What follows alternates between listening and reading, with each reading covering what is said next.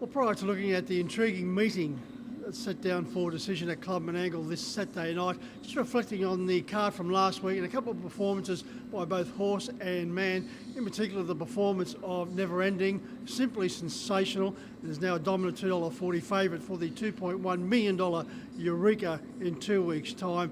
RD's Express was simply emphatic with her dominant display, just awesome as far as that mare was concerned. Jason Grimson with 4 winners, and my next guest, Jack Callaghan, turned up with a hat-trick of performances in the sulky. Certainly one of his drives out with Major Moth was one of the best drives on the night. In fact, I think it was the drive of the night. Caught up with Jack to find out whether he can repeat the dose this week. Well, Jack, first of all, congratulations on the performance last Saturday night. 3 winners, and I thought the drive with Major Moth was the best drive on the night. Was it in your intentions to do that 26-7 third quarter to break the spirits of those chasing, in particular Never Ending? Oh, it was always probably an intention to lead, and once we were able to do that, we got a pretty comfortable middle half throughout the race, and then he was travelling really good, and once the one on my back, I just heard it gallop, so I tried to just kick away then, put a bit of a break on him, and he was good to line. He established a big break with 200 metres to run, but did you feel that the WA star was closing? Yeah, I could see him coming, and obviously hear him as well, but he never gave me too much of a scare, but both horses raced really well. Like everyone else, you must have been impressed by his performance.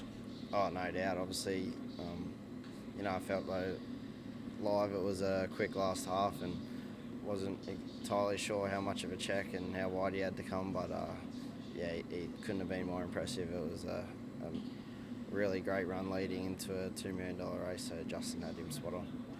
Let's have a look at the meeting on Saturday night. You opened up proceedings with Major resuming for Jason Grimson. Hasn't raced since an 8th to Arden's Ace back on April the 6th. 3 trials, the last 2 have been very solid.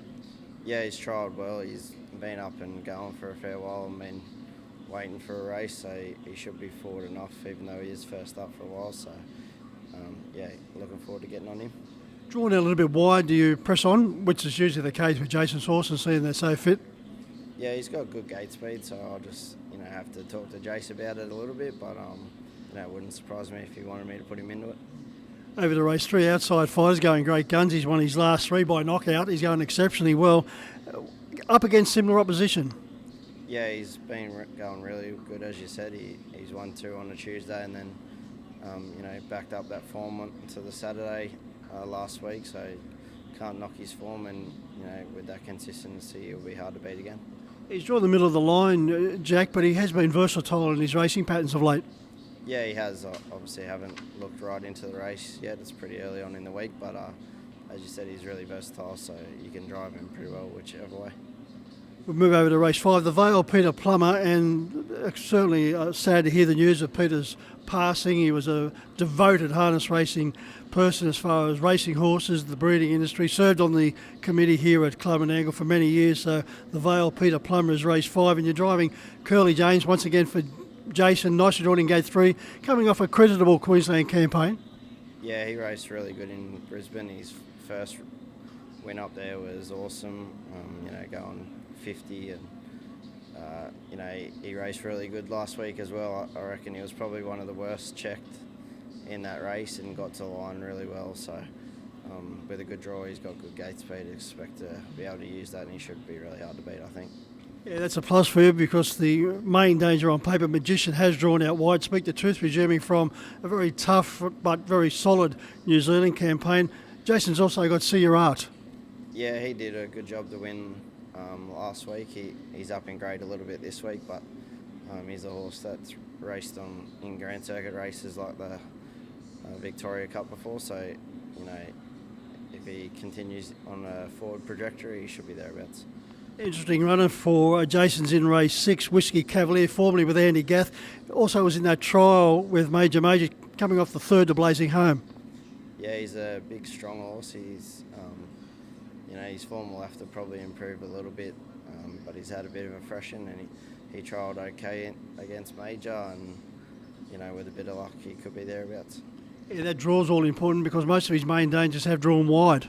Yeah, that's right, but 2,300, so give a chance for you to get into it. So it'll be interesting to see how he goes. Over to race 7, Sweet Coco once again for Jason. So it could be another big night for Jason and Jack. Sweet Coco, she's now found her form with 2 very solid wins. You're filling big shoes here because brother Tom's driven this horse to perfection for those 2 wins. Yeah, he's done a good job with her. She can do she's got a few quirks early on in the start and things like that, but Tom's done a good job managing her through that, and she's put 2 good wins on the board. So she's definitely up to this race, and she'll be thereabouts. A bit strong with my Moonlight Dream for Seaton Grimer, but as you said, she's not out of it. No, for sure. She's on a forward trajectory and should be able to keep improving, and there's a few handy mares in that, but she's versatile and got good strength and speed, so she should be thereabouts, yeah.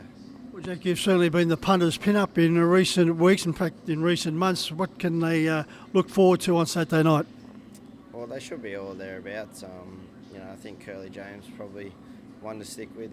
With a good draw, he should be pretty hard to beat. Continue the good work. Thank you.